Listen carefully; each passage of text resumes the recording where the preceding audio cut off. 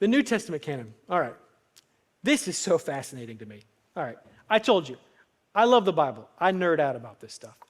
The questions about which books belonged in the New Testament was never a significant issue for the early church.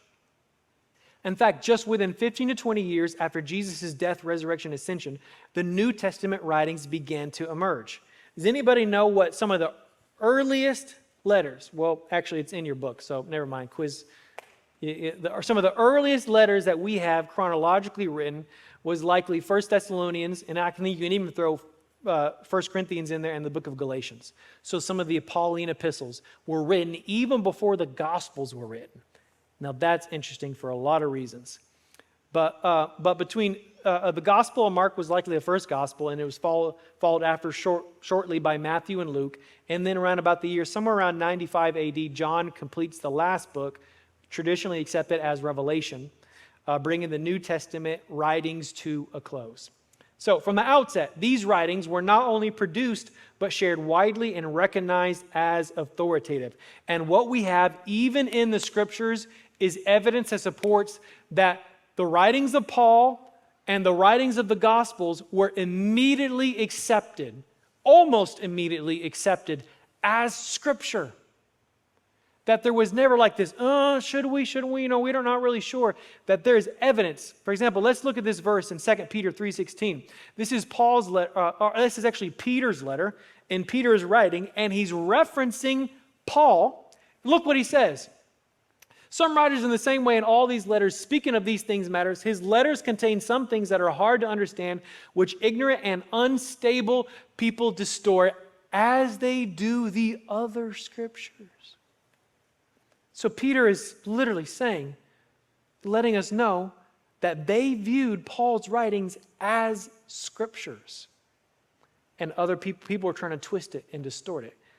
That's amazing that the church, even while Peter was still alive, already viewed Paul's letters as Scripture. In fact, you could take it even a step further. Is that one of the Apostle Paul's traveling companions is a man named Luke. He was a physician. Anybody know what books Luke wrote in the Bible? Luke and Acts, right? Likely he wrote Luke first, the Gospel of Luke, and then wrote Acts after, right? But when Luke is traveling with Paul, we believe that he had not written the Gospel of Luke yet when he's traveling with Paul. However, between Paul's first mission, or that missionary journey, and between the time he wrote the book of is it 2 Timothy or 1 Timothy? It's 1 Timothy, which 1st, 2 Timothy would have been some of the last books that he wrote before he died. What we find here is he's quoting some verses. He quotes, in the same verse, he quotes from Deuteronomy, and he quotes from Luke. Why is that interesting? Because he puts what the Deuteronomy says on equal footing with what his buddy Luke says. And that lets us know that almost immediately the church accepted the Gospel of Luke on the same level and the same inspired level as Scripture as the book of Deuteronomy. That's incredible. Even within the Bible, we have evidence there that supports that it didn't take 100 years, 200 years, 300 years for people like, oh, what about this book? Oh, maybe we should think that this is, no, that's not how it worked.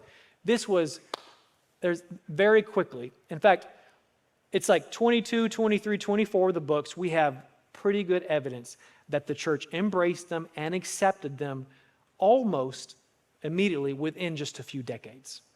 They accepted them. All right, and so the criteria the early church used to recognize which books God had inspired, right? Do these books have apostolic authority? What's the age of the book? Is it doctrinally correct? And did it have universal use, meaning how many currently use it? And does it have traditional use? How many have historically used it? So, for example, we'll look at Matthew, Mark, Luke, and Acts. All of these were written and circulated while the original apostles were still alive. Let's see, the people say, hey, they didn't write this till 200 years, 300. No. It was being circulated. Why is Paul quoting from something that wouldn't be written 300 years later?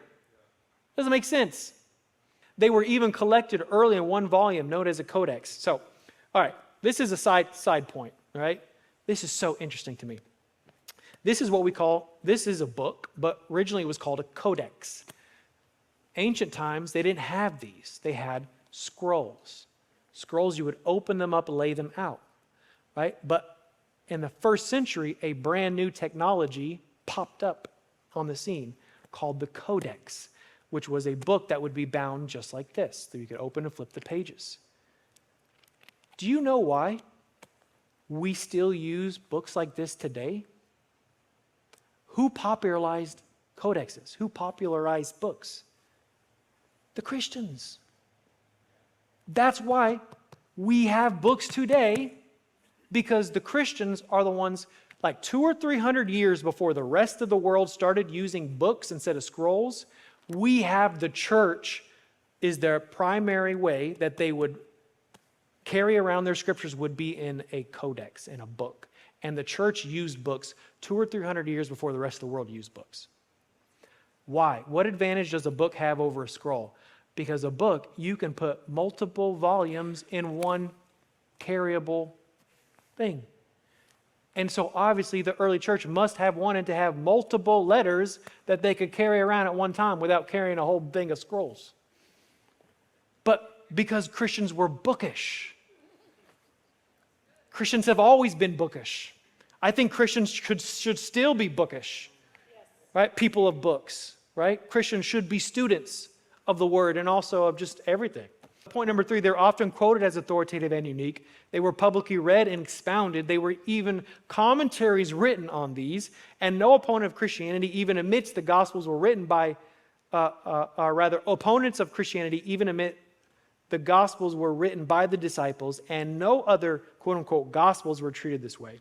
We referred to this in a previous lesson, but there's also the fact that the early church writers quoted and quoted and quoted and quoted these. Shows that these were the verses, these were the books they viewed as scripture and as authoritative. British commentator William Barclay said, "It is the simple truth to say that the New Testament books became canonical because no one could stop them from doing so."